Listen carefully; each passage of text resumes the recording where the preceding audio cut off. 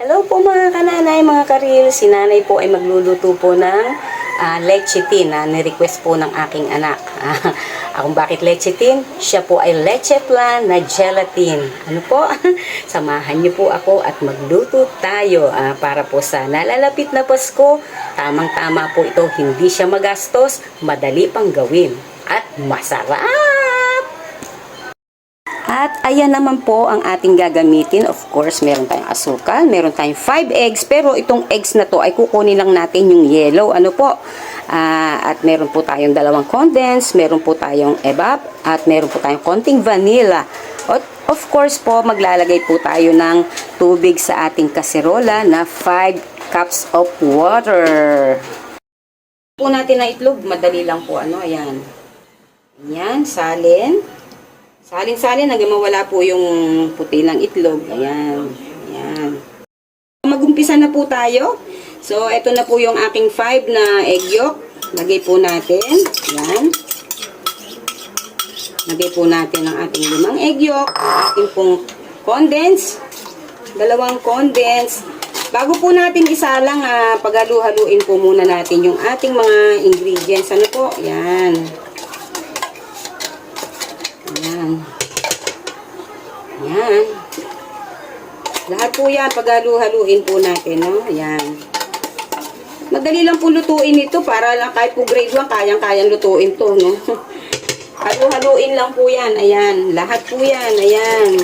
Evaporated. Ayan po. And since malinis naman po ang ating mga kamay, pwede natin kamayin, no po? Malinis naman po yung kamay natin, eh. Then, mag-add na po tayo ng sugar, white sugar po, titikman po ninyo, depende sa inyong panlasa. Kung gusto niyo na mas matamis, dagdagan po ninyo.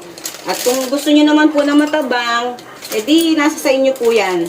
Optional po yung sa asukal, no? Pero kailangan po talaga lagyan natin ng asukal at lagyan po natin ng, eto po, gumamit po ako ng Mr. Gulaman para po sa ating gelatin, isa po. Siyempre po, dahil lecithin, kailangan po kulay yellow po yung ating ilalagay. Ano po?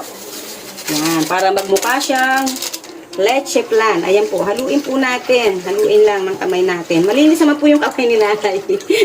Vanilla extract. Para po sa essence lang, na-mix na po natin lahat ang ating pong ingredients. Sama-sama na po at tinikman na po natin. Siyempre, titikman natin, bago po natin isasalang kung okay po yung lasa niya. Luluto na po ng ating lecithin. Ayan, nakasalang na po. Hintayin lang na maluto po ang ating lecithin. Pwede po to sa okasyon at hindi po kayo mapapahiya. I assure you of that. Talaga po. Masarap. Tuloy lang po yung paghalo natin, no? Tandahan lang po. Ayan.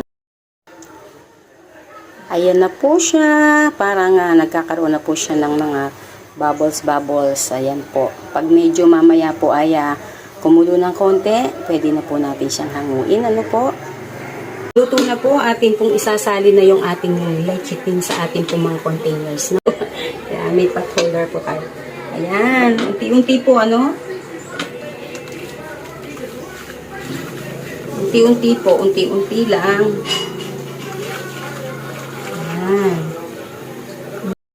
Ayan po yung mga nagawa natin. Ayan.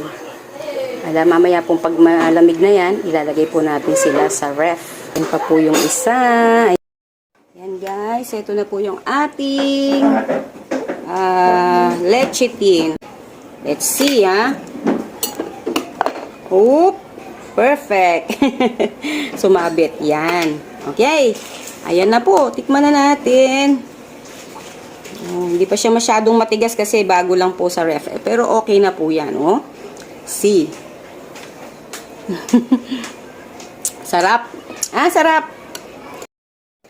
Hello. Ito na po yung ating lecithin na niluto kanina. So, pinalamig ko po muna sa ref. Pero hindi pa po siya nagtatagal sa ref. Ayan, pero okay na po siya. Sarap po niya.